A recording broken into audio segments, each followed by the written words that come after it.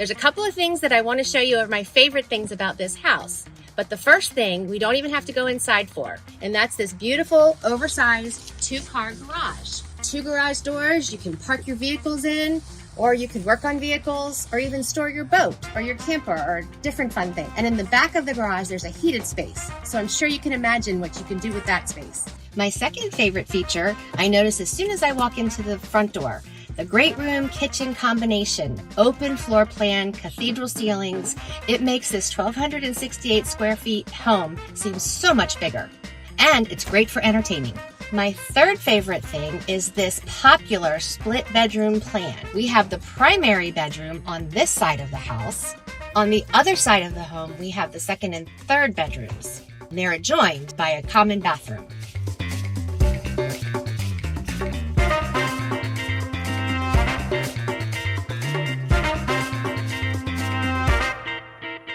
This property is 3 bedrooms, 2 baths on 3/4 acres, and it's priced just right.